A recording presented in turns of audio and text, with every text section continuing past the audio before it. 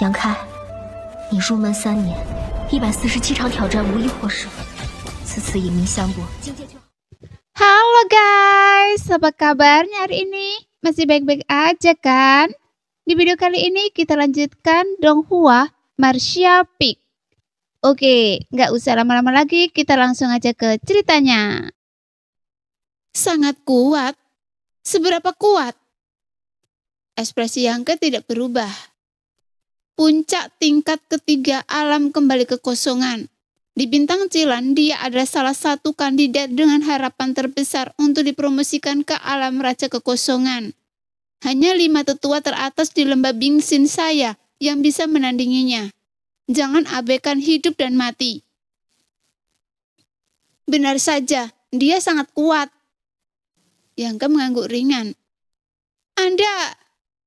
Wanita muda itu sangat marah dan sangat tidak puas dengan sikap ceroboh Yangke. Ia telah mengatakan sesuatu yang begitu serius, tetapi pihak lain sama sekali tidak peduli. Bukankah ini akan menyeret mereka ke bawah dan menyebabkan mereka menderita? Kita telah kehilangan kesempatan terbaik.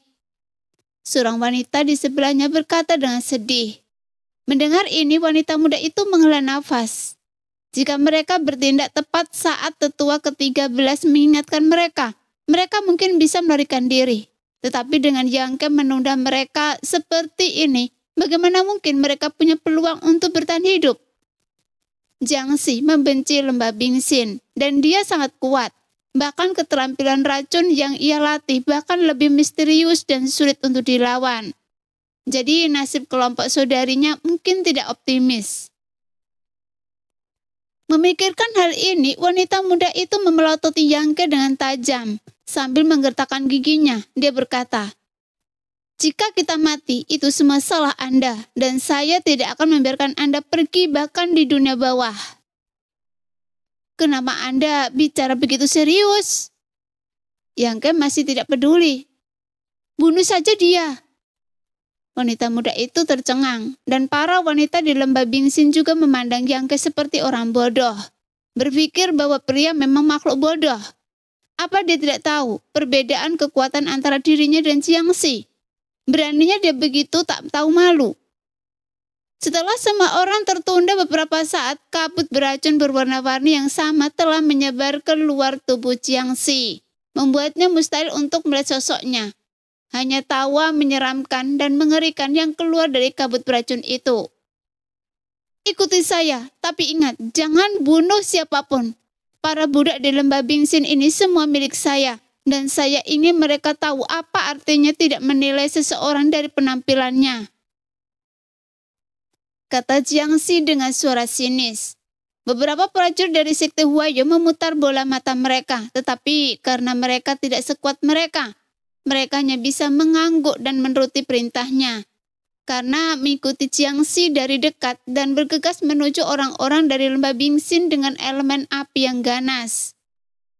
Kita sampai, jumlah orang kita lebih banyak daripada mereka, jadi kita harus membela diri terlebih dahulu. Dan terutama berhati-hati terhadap kabut beracun Jiangxi.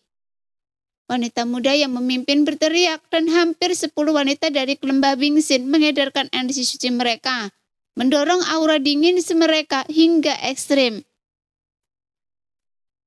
Ia melirik Yangke lagi dan memerintahkan. Anda bersembunyi di belakang. Hei, apa yang Anda lakukan? Saat berbicara, ia melihat Yangke melangkah maju dan langsung menghampiri Jiangxi dan yang lainnya. Tampak seperti tak tahu harus hidup atau mati. Cepat kembali! Wanita muda itu terkejut. Di sisi lain, Yu Sui King yang sedang bertarung dengan Yan Chile menyadari kejanggalan di sini, menoleh dan melihat, dan wajahnya pun berubah. Begitu ia teralihkan situasi yang awalnya seimbang dimanfaatkan oleh Yang Chile. Ia hanya bisa membela diri dan mengutuk Yangke dalam hatinya, karena tidak menyadari keseriusan situasi dan bertindak begitu gegabah. Ia tahu bahwa inilah akhirnya. Bukan saja ia tidak bisa membawa Yangke kembali ke lembah Bingsin, tetapi selusin muridnya mungkin tidak akan bisa kembali hidup-hidup. Sedangkan dirinya sendiri peluangnya untuk lolos hanya 30%. Untuk sesaat, Yu Sui King sangat cemas, tetapi ia tidak tahu harus berbuat apa. Anak ini menarik. Nah, Tetua Yan bilang dia tidak bisa dibunuh, jadi saya hanya bisa menangkapnya hidup-hidup. Sungguh merepotkan. Jiang Xi menatap Yang Ke yang sedang menghampirinya dengan cepat, lalu melambaikan tangannya. Segumpal kabut beracun terlepas dari tubuhnya dan langsung menyerang Yang Ke. Dalam sekejap mata, gumpalan kabut beracun itu menyerang Yang Ke, melilit dan menggeliat seperti tali. Melilit Yang Ke jelas ingin menangkapnya hidup-hidup. Ini buruk. Wanita muda di belakangnya merasa hatinya hancur dan ia hampir tidak tahan melihat apa yang akan terjadi dan ia merasa kesal dan cemas. Jika Yang Ke tidak begitu ragu-ragu dan tergesa-gesa, setidaknya mereka masih punya harapan untuk menyelesaikan misi. Meskipun ada yang terbunuh atau terluka, itu akan sepadan. Tapi sekarang semuanya sudah berakhir. Asap beracun mengikat tubuh Yang Ke seolah-olah memiliki jiwa. Anak ini berguna bagi sekte Huayu Anda, jadi saya serahkan pada Anda. Perintah Jiang Xi, tanpa memandang Yang Ke dan terbang melewatinya, membidik langsung ke arah wanita muda itu dan yang lainnya tak jauh di depan. Para anggota sekte Huayu saling berpandangan. Satu orang bergegas menuju Yang Ke, sementara yang lain terus mengikuti Jiang Xi. Sebelum tim yang terdiri dari 7 atau 8 orang melewati Yang Ke, cahaya kemasan tiba-tiba muncul. Darah berceceran dan anggota tubuh yang patah berterbangan. Nyawa beberapa orang langsung musnah. Sisa-sisa mayat dan daging berjatuhan seperti hujan dan pemandangannya sangat berdarah. Merasakan fluktuasi energi di belakangnya, Jiang Xi merutkan kening dan menoleh ke belakang dan curiga. Saat berikutnya, matanya melebar dan dia berbalik dengan cepat. Menatap Yang Ke dengan tatapan serius, dengan tatapan tak percaya di matanya. Asap beracun yang mengikat anak itu lenyap tanpa jejak. Terlebih lagi semua prajurit sekte Huayu yang mengikutinya tewas. Tidak ada suara pertempuran, tidak ada jeritan sebelum kematian. Tampaknya hanya terjadi fluktuasi energi sesaat, dan 6 atau 7 prajurit dari alam kembali kekosongan tewas secara misterius. Jadi Jiang Xi tiba-tiba merasa ada yang tidak beres, dan hawa dingin menjalar di kepalanya. Ada apa? Di lembah Bingxin, sekelompok wanita juga tercengang. Wanita muda yang memimpin sedikit gemetar dengan tatapan kosong, seolah-olah sedang bermimpi. Mata indah Qingya dipenuhi warna-warna aneh, mengungkapkan ekspresi. Seperti yang diharapkan. Yang Ke bersikeras untuk tidak melarikan diri, tetapi mengambil inisiatif untuk menghadapi musuh. Meskipun dia sudah menduganya, tapi dia tidak tahu banyak tentang Yang Ke. Tetapi dari Suyan, dia tahu bahwa Yang Ke adalah orang yang sering menciptakan keajaiban dan menganggap tantangan lintas level sebagai hal yang biasa. Sebelumnya, dia hanya menebak, tetapi sekarang faktanya ada di hadapannya. 6 atau 7 orang dari sekte Huayu berkisar dari level pertama hingga level ketiga alam kembali kosongan. Tetapi ketika mereka melewati Yang Ke, mereka semua tewas secara misterius. Jadi ini tidak bisa lagi dijelaskan dengan pertempuran lintas level. Ini hanyalah keajaiban. Tak seorang pun tahu bagaimana Yang Ke melakukannya. Mereka hanya melihat seberkas cahaya keemasan yang mekar. Tidak mungkin. Wanita muda itu menatap Yang Ke dan kaget. Saat itu seutas benang emas tergantung di depan Yang Ke. Benang emas itu anehnya penuh vitalitas dan kekuatan darah. Seolah-olah memiliki nyawanya sendiri, yang membuat orang tak berani meremehkannya.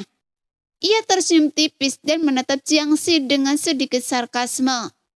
Jiang Xi entah kenapa merasakan tekanan yang luar biasa, seolah-olah ia tidak sedang menghadapi seorang prajurit alam kembali kekosongan tingkat kedua, melainkan raja kekosongan sejati.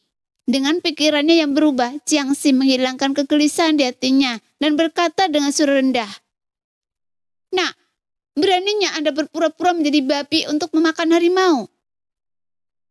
Anda baru saja meremehkan saya."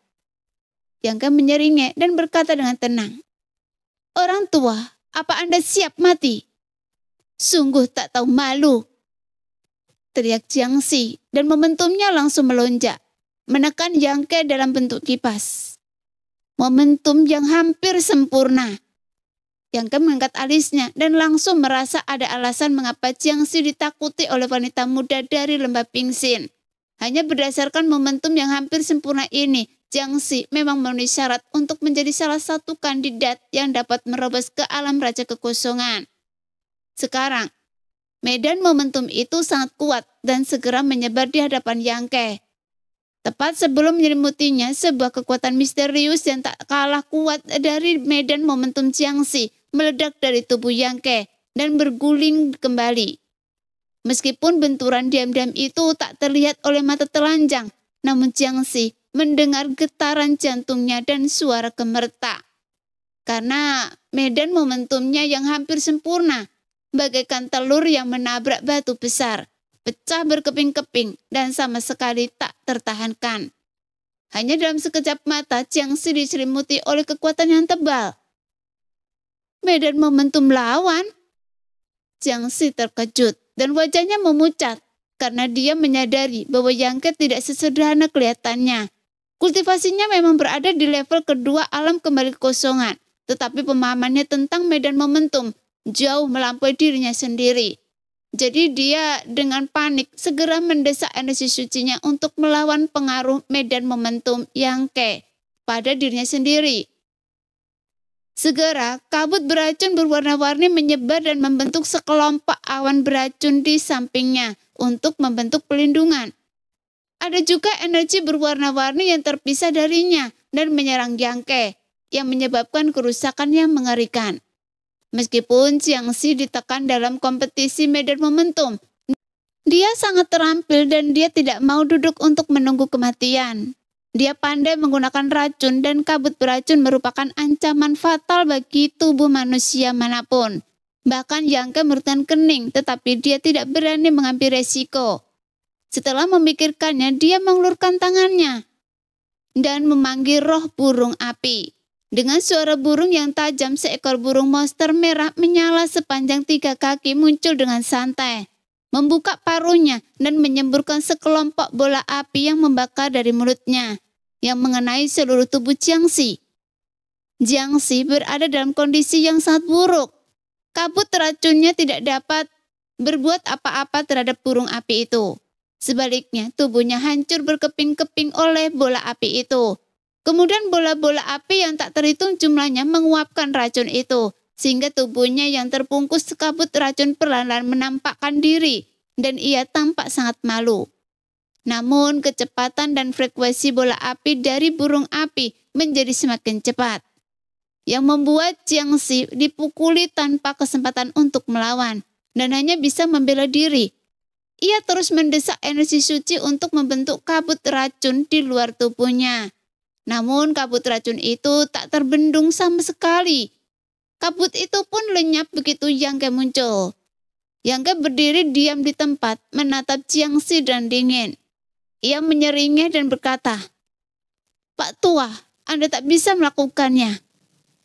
Para wanita di lembah Pingxin tampak lesu dan menatap pemandangan ini dengan tatapan kosong. Hanya mengandalkan burung api yang muncul secara aneh dan medan momentum Yangke, Jiangxi ditekan hingga mati. Jika Yangke menunggu kesempatan yang tepat, Jiangxi kemungkinan besar akan mati di sini. Tapi mereka sama sekali tidak dapat memahami rasionalitas dari apa yang mereka lihat. Mereka telah bersiap untuk korban yang banyak dan berpikir mereka akan hancur kali ini dan telah bersiap untuk yang terburuk. Namun Yangke yang awalnya tidak mau bertindak, tetapi begitu dia bertindak, dia bersikap berlebihan. Jadi penampilan aneh itu membuat mereka terdiam. Sekarang, hanya seekor burung api saja membuat Jiangxi tak mampu mengalihkan perhatiannya. Ia sama sekali tidak marah ketika menjadi sasaran, tetapi sangat malu. Ia tidak punya energi ekstra untuk menghadapi mereka. Kali ini, mungkin mereka tidak harus mati. Jadi semua orang bersemangat dan sorot mata mereka saat memandang Yangke berangsur-angsur berubah, penuh keheranan dan rasa syukur. Pada saat ini, Burung api itu menjadi semakin berani dan segala macam api yang menyilaukan menyembur keluar dari mulutnya dan melesat dari sayapnya. Tidak hanya mencegah kabut beracun Jiangxi membentuk sisik, tetapi juga meninggalkan serangkaian luka besar dan kecil di tubuh Jiangxi, sehingga bau terbakar perlahan menyebar. Jiangxi tampak ganas dan tiba-tiba mengeluarkan harta rahasia dengan fluktuasi energi penuh dan menyemburkan asap beracun berwarna-warni dari mulutnya, menuangkannya ke dalam harta rahasia tersebut. Dan harta rahasia itu menyerap asap beracun 5 warna, berputar dan berubah dengan cepat, dan tiba-tiba berubah menjadi ular piton raksasa berwarna-warni. Ular piton berbisa itu memutar tubuhnya dan melesat ke langit untuk melawan burung api yang kuat. Memanfaatkan kesempatan ini, Jiangxi sekali lagi menyemangati energi sucinya. Sedikit melepaskan diri dari tekanan medan momentum Yangke dan menerjang Yangke dengan kekuatan guntur. Dia jelas ingin memanfaatkan kesempatan ini untuk menyingkirkan Yangke, karena selama Yangke mati, dia bisa melakukan apapun yang diinginkannya. Mengenai nasihat Yan Chile dari Sekte Huayo, saat ini ia sendiri tidak bisa melindungi dirinya sendiri. Jadi bagaimana ia bisa menerima nasihat pihak lain? Dalam sekejap mata, ia melesat ke posisi hanya 10 kaki dari Yangke. Kabut beracun yang masih tersisa di luar tubuhnya berputar seolah-olah memiliki roh, berpisah dari tubuhnya dan berubah menjadi serangkaian serangan mengerikan yang menyerang Yangke dan ganas. Pada saat ini, para wanita di Lembah Bingsin akhirnya tersadar. Wanita muda yang memimpin berteriak, "Bantu dia!" Saat dia berbicara, gelombang energi es melonjak keluar dari tubuhnya dan kerucut es yang kuat perlahan terbentuk dan menyerang Jiangxi dari belakang.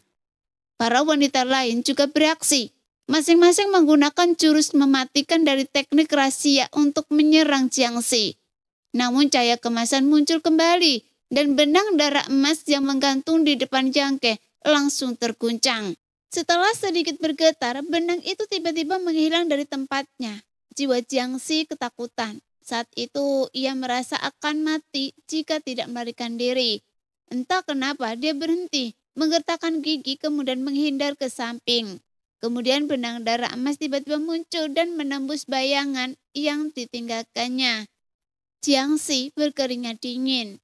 Sebelum ia sempat tersadar, serangan selusin wanita Lembah Bingsin telah membombardirnya, sehingga area tempat dia berada langsung tertutupi oleh ratusan kerucut es. Energi langit dan bumi kacau balau dan erangan teredam Jiangxi terdengar samar-samar, yang menunjukkan dia jelas terluka. Meskipun para murid Lembah Bingsin tidak sebaik Jiangxi dalam kultivasi, dan mereka mungkin langsung terbunuh dalam pertarungan 1 lawan 1. Tetapi kekuatan lebih dari selusin orang yang bekerja sama tidak boleh diremehkan. Di bawah debu beterbangan, suasana menjadi kacau, dan wanita muda yang memimpin Lembah Bingsin tiba-tiba berhenti berdetak. Dan ia menatap tempat itu dengan gugup. "Apakah dia sudah mati?" tanya seseorang. Begitu kata-kata itu terucap, suara Jiangxi terdengar dari kejauhan. "Bajingan Lembah Bingsin, tunggu saya. Cepat atau lambat saya akan membunuh kalian di Pulau Bingjue dan menghancurkan kalian satu persatu." Jelas wanita muda itu tidak tahu kapan dia melarikan diri. Sekarang wajah wanita muda itu memucat dan ia menoleh ke arah suara itu. Ia melihat cahaya warna-warni melesat dan kecepatan yang sangat tinggi. Siapa lagi sosok yang terbungkus cahaya warna-warni itu selain Jiangxi? Kemudian dia segera menatap Yangke, berharap Yangke bisa menghentikannya. Namun ketika dia melihatnya, dia kembali tertegun. Tempat Yangke berada sebelumnya kosong dan dia tidak tahu kemana perginya. Merasakan sesuatu, dia kembali melihat ke arah Jiangxi yang melarikan diri. Ketika ia melihat sosok yang menghalangi Jiangxi di depannya, dia tiba-tiba mengerti. Pertempuran ini sudah tidak lagi berada pada level yang bisa mereka capai. Baik Jiangxi maupun Yangke memiliki fondasi yang jauh melampaui fondasi mereka. Mereka tidak tahu kapan Yangke dan Jiangxi mengejar dan melarikan diri. Bagaimana? Mungkin Anda... Jiangxi menatap Yangke yang menghalangi jalan di depannya. Ia tampak seperti melihat hantu di siang bolong. Ia baru saja memanfaatkan kekacauan energi dan momen ketika pandangan musuh teralihkan untuk melakukan teknik rahasia melarikan diri. Berpikir bahwa ia bisa melakukannya tanpa diketahui siapapun. Namun pemuda ini justru melihat peluang itu dan menghalanginya di depannya. Meskipun ketakutan Jiangxi tetaplah orang yang kejam, dia tahu bahwa dia tak akan bisa lolos tanpa menembus pertahanan Yangke. Jadi ia menggertakkan gigi. Ia menyemburkan seteguk darah dan auranya entah kenapa meningkat 3 poin. Pada saat yang sama, cahaya darah samar memenuhi seluruh tubuhnya dan ia menyerbu Yangke tanpa rasa takut. Saat ini ekspresi Yangke berubah menjadi dingin, kemudian dia mendengus dan menyeringai. Mencari kematian. Tanpa menghindar, dia mengangkat tinjunya dan puncak tinjunya langsung diselimuti lapisan cahaya kemasan.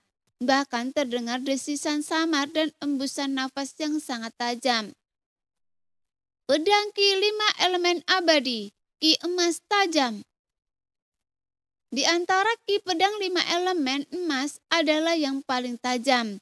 Menggunakan Ki pedang emas, permukaan tinju Yangke diselimuti oleh sinar pedang yang tak terhitung jumlahnya, yang sulit diamati dengan mata telanjang. Merasakan energi mengerikan di puncak tinjunya, Jiangxi tentu saja tak ingin duduk diam menunggu kematian, dan sekali lagi mengembunkan asap beracun berwarna-warni untuk menyelimuti seluruh tubuhnya. Saat tinju itu mengenai tubuh Jiangxi, asap beracun 5 warna langsung hancur. Lapisan cahaya darah yang menyelimuti tubuh Jiangxi pun runtuh. Energi suci pelindung tubuh Jiangxi gagal berfungsi dan tertusuk berkeping-keping oleh sinar pedang kecil yang tak terhitung jumlahnya. Suara tulang patah pun terdengar nyaring dan tubuh Jiangxi terlempar mundur. Di udara, darah menyembur keluar dari mulutnya. Wajahnya yang ganas berubah panik dan ia berusaha sekuat tenaga untuk menstabilkan tubuhnya. Tetapi cahaya kemasan yang mengikutinya dengan benang darah keemasan benar-benar menenggelamkannya.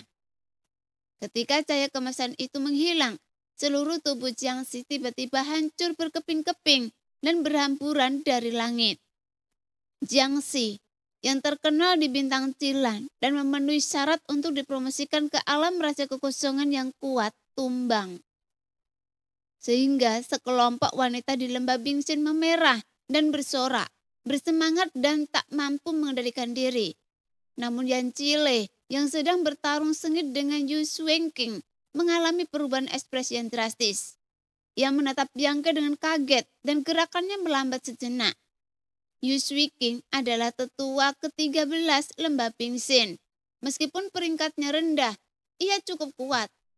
Bagaimana mungkin ia melewatkan kesempatan seperti itu? Ia memanfaatkan situasi untuk membalikkan keadaan dan menekan Yan Chile dengan panik. Dia sebenarnya cukup terkejut. Dia tidak pernah menyangka Yangke bisa membunuh Jiangxi. Lagi pula metode kultivasi orang itu sangat rahasia. Bahkan jika ia melawannya, ia pasti akan berada dalam posisi yang kurang menguntungkan. Jika ia tidak hati-hati, ia akan mati di tangan lawan. Namun Yangke membunuh Jiangxi dan itu hanya membutuhkan 20 atau 30 tarikan nafas. Di lembah Bingxin, satu-satunya yang bisa melakukan ini mungkin adalah tetua itu. Apakah pemuda ini orang yang dapat berdiri bahu-membahu dengan tetua itu? Yu Shuangqing terkejut dan merasa perlu untuk memeriksa kembali Yangke. Kakak senior, tolong bantu tetua ke-13. Wanita muda dari lembah Bingxin itu berteriak pada Yangke. Tidak masalah. Yangke mengangguk ringan, menunjuk Yan Chile dan berteriak dengan suara rendah. Bunuh dia! Burung api itu langsung menuju Yan Chile. Yan Chile dan Yu Shuangqing awalnya sama kuatnya, dan keduanya tak berdaya melawan. Namun dengan tambahan roh burung api, Yan Chile yang awalnya sama sekali tak tertandingi, dia terus dipukul mundur selangkah demi selangkah. tanpa daya untuk melawan. Nah, saya adalah tetua sekte Huayo. Jika Anda berani menyerang saya, Anda akan mati.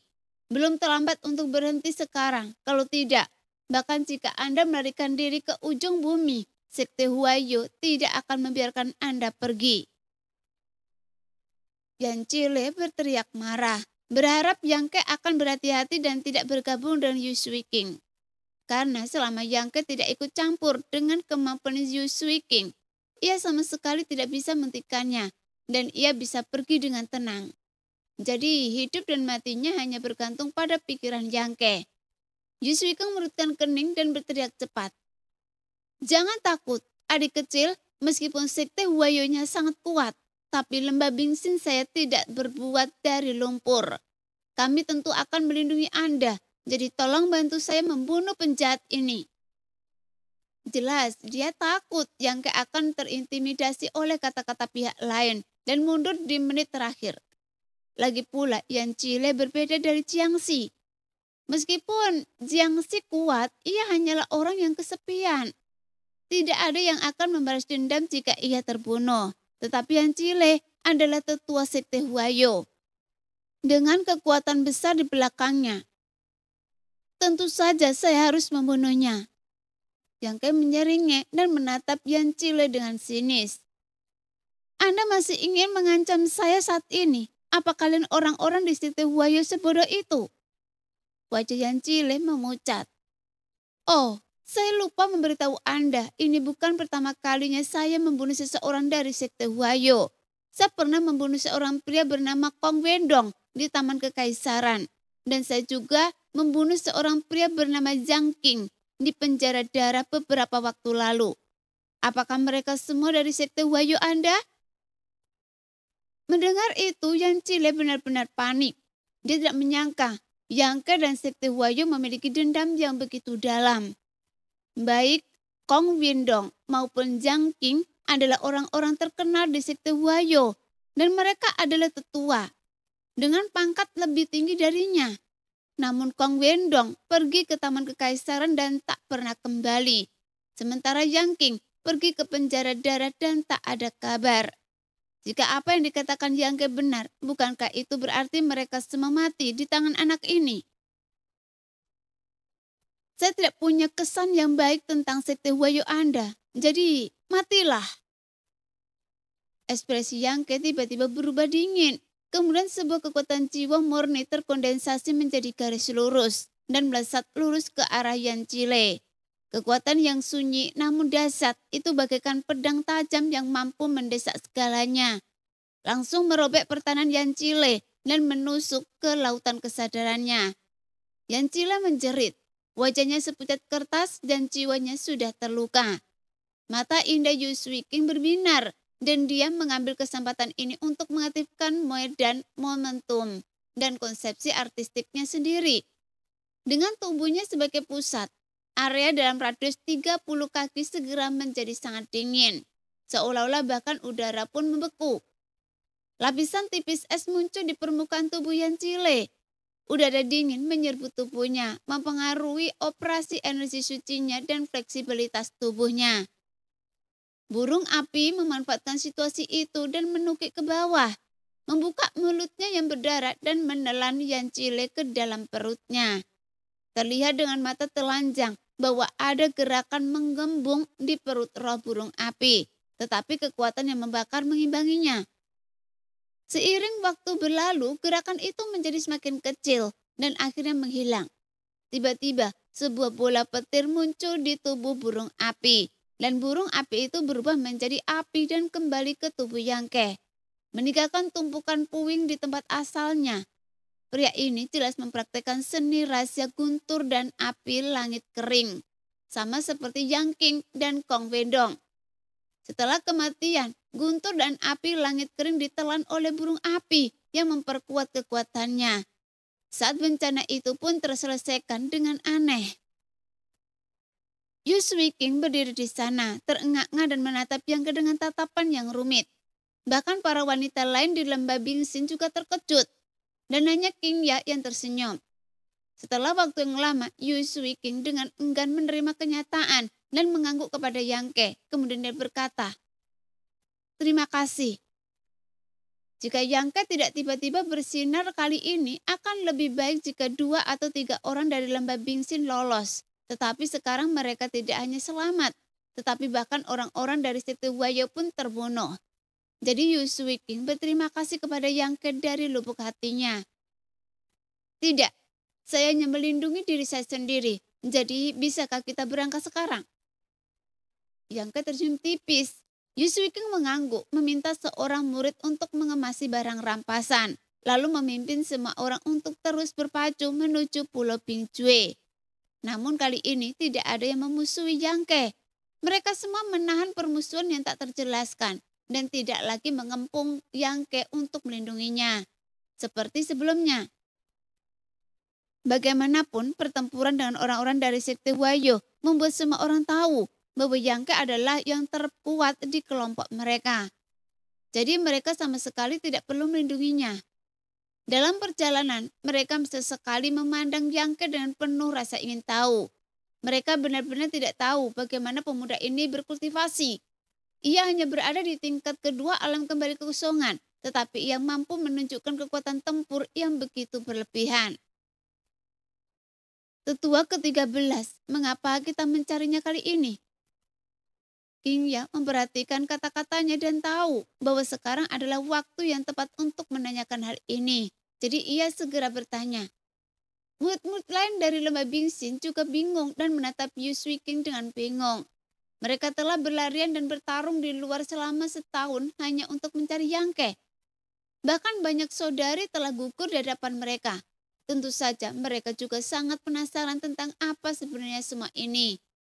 Yu Suiking merutkan kening dan tampak malu. Kemudian dia berkata, "Saya tidak tahu alasan spesifiknya, tetapi orang-orang dari sekte Huayo sedang mencarinya. Jadi kami di lembah Bingsin tidak bisa membiarkan mereka berhasil. Mungkin dia tahu sesuatu." Saat mengatakan ini, Yu Suiking menatap Yangke dengan serius. Namun Yangke tampak acuh tak acuh, seolah-olah ia sedang mengembara di dunia. Dan ia sama sekali tidak bermaksud menjawab. "Jangan khawatir tentang ini, karena tetua sekte dan para tetua melakukan ini pasti ada alasannya." "Ya," semua orang setuju. Sepanjang perjalanan tanpa insiden di bawah kepemimpinan Yu Suiking, tim terbang maju selama setengah bulan penuh.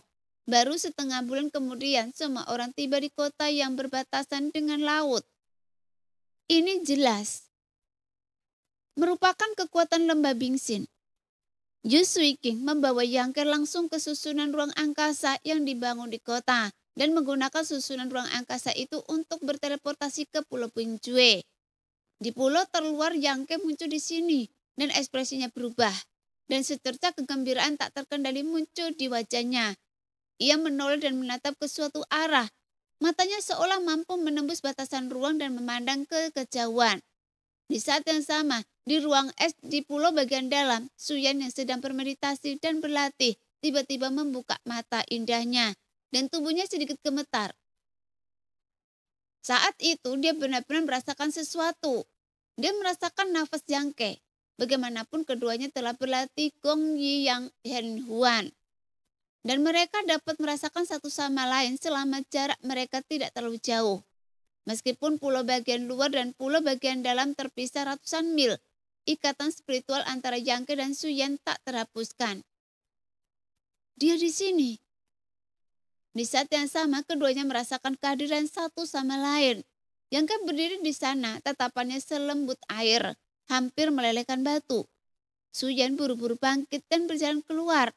Namun begitu ia keluar dari ruang es, ia dihentikan oleh 2 wanita. "Adik perempuan Su, Anda mau pergi kemana?" Di antara 2 wanita yang bertugas menjaga Su, wanita bernama Zhou menatap Suyan dengan wajah dingin dan menghalangi jalannya. "Kakak senior Zhou, saya ingin keluar sebentar." Suyan menatapnya dengan memohon. "Tidak." Wanita bermata Zhou itu menggelengkan kepalanya dengan tegas. "Tetua Agung telah memerintahkan Anda untuk tetap di sini dan tidak boleh pergi. Jadi, jangan mempersulit kakak perempuan Anda." "Ya, Adik perempuan Su, sungguh membosankan dan menyedihkan bagi kami berdua untuk menjaga Anda di sini. Meskipun Anda murid tetua agung, tapi Anda tidak bisa mengabaikan kakak perempuan Anda, kan? Silakan kembali. Orang lain juga menatap Suyan dengan dingin. Meskipun tugas menjaga Suyan sungguh membosankan, dan mereka tidak hanya tidak bisa berjalan-jalan, tetapi mereka juga tidak bisa berkonsentrasi berlatih, yang membuat mereka menderita. Jadi pekerjaan ini membuat kedua wanita itu sering mengeluh tentang Suyan. Selain itu, mereka memang tidak menyukai kebaikan Suyan sejak awal. Jadi wajar saja jika mereka tidak sopan saat berbicara. Duh, kakak perempuan, adik perempuan tidak ingin mempersulit kalian, tetapi saya harus pergi sebentar. Saya janji akan kembali dalam setengah hari. Suyan menggigit bibir merahnya pelan dan menatap keduanya tanpa daya. Adik perempuan, Anda benar-benar tidak menganggap saya serius. Wanita bermagajo itu mencibir. Pernahkah Anda bayangkan hukuman apa yang akan kami terima jika tetua tahu Anda akan keluar? Meskipun saya tidak tahu apa yang Anda lakukan, tapi saya akan bertanggung jawab atas kelakuan konyol Anda. Adik perempuan adalah murid tetua yang paling dihormati. Tetua mungkin tidak menghukum Anda terlalu keras, tetapi bagaimana dengan kami? Anda tidak menyadari ketegasan tetua. Adik perempuan, Anda sangat cantik, tapi Anda tidak ingin menjadi seganas ular. Apa Anda akan membunuh kami? Suyan terengah-engah dan terdiam. Meskipun kata-kata kedua orang lainnya agak berlebihan dan ekstrim, tapi tidak dapat disangkal. Jika ia benar-benar keluar, mereka berdua pasti akan terlibat. Jadi dengan ekspresinya muram sesaat dan ia berbisik. Adik perempuan kurang perhatian. Prianya jelas telah tiba di pulau Bingcue dan berada dekat dengannya, tetapi ia tidak bisa pergi menemuinya. Jadi Suyan merasa seperti ada pisau yang menusuk hatinya. Senang mengetahuinya, kenapa Anda tidak cepat kembali? Wanita bermargajo mendengus dingin. Suyan mengangguk tak berdaya dan berbalik. Melihatnya menutup pintu ruang es dan mundur lagi, kedua wanita yang berjaga di luar mencibir. Dan wanita hijau berkata, akhirnya saya berhasil mengendalikan amarah saya. Apa Anda benar-benar berpikir Anda bisa sombong setelah menjadi murid tetua agung? Wanita yang lain terkikik dan berkata riang. Siapa yang menyuruhnya sombong sebelumnya? Jika dia memiliki hubungan baik dengan kita sebelumnya, kita tidak akan mempersulitnya kali ini. Sebagai kakak perempuannya, kita harus mengajarinya bagaimana bersikap. Lalu haruskah kita melaporkan ini kepada tetua agung? Wanita hijau merenung sejenak dan menggelengkan kepalanya. Tidak perlu untuk saat ini, karena dia tidak bisa keluar. Dia tidak akan dihukum meskipun kita melaporkannya. Lebih baik menunggu sampai dia benar-benar melakukan kesalahan sebelum melaporkannya. Dan tetua agung pasti tidak akan menoleransi dia. Kakak perempuan benar. Mata wanita yang lain berbinar. Adik kecil. Terikan Yu Sui King membangunkan Yangke dan akhirnya ia mengalihkan pandangannya dan menatap Yu Sui King. Tetua ke-13 lembah Bingsin itu memasang ekspresi aneh lalu terbatuk pelan dan berkata, itu pulau bagian dalam pulau Bingcue. Sebagai laki-laki Anda sama sekali tidak boleh menginjakkan kaki di sana. Kita sekarang berada di pulau terluar. Jika bukan karena keadaan khusus kali ini, Anda tidak akan diizinkan masuk. Merupakan suatu kehormatan bagi generasi muda untuk bisa memasuki pulau Bingcue. Terima kasih banyak senior. Yangke membungkukkan tangannya untuk berterima kasih. Berkat Suyan suasana hati Yangke membaik. Tiba-tiba ia mendapati para wanita di lembah Bingsin semuanya berseri-seri dan hangat alami. Meskipun ia tidak tahu mengapa Yangke mengalami sedikit perubahan. Yu Sui King tidak bermaksud untuk mempermasalahkannya. Jadi dia mengangguk dan berkata, Anda tinggal di sini untuk sementara waktu, untuk selanjutnya. Saya akan membicarakannya nanti saat saya kembali ke tetua sekte dan para tetua. Saat ini ada loteng di pulau terluar, berdekatan dengan laut, dengan suara air jernih dan pasang surut. Setelah Su Yuiking mengatur agar Yangke tinggal di loteng, dia membawa yang lain pergi. dan seorang wanita dari lembah Bingsin dengan kekuatan rendah datang untuk mengurus kehidupan sehari-hari Yangke. Sebelum pergi, King Yang menatap Yangke dengan tenang, dan Yangke mengerti. Sekarang setelah dia tiba di Pulau Bingcue, dia telah mengetahui bahwa Shen berada ratusan mil jauhnya, dan keinginan untuk melihat keindahan itu lagi lebih bergejolak dari sebelumnya. Tetapi dia juga tahu bahwa Pulau Bingcue bukanlah tempat biasa, jadi dia tidak akan pergi ke sana dengan santai.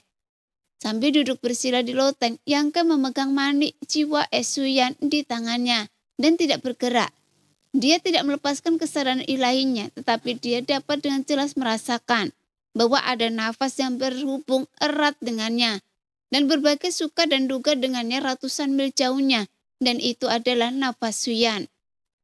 Pada saat yang sama, Suyan juga duduk tegak di ruang esnya, mata indahnya terpejam, dan bulu matanya yang panjang sedikit bergetar. Keduanya merasakan kehadiran dan suasana hati masing-masing. Telepati yang sunyi dan tak terlihat ini terasa lebih baik daripada kata-kata, dan keduanya merasakan kehangatan fisik dan mental. Demikianlah cerita hari ini, kita lanjut lain hari ya guys ya. Bye-bye.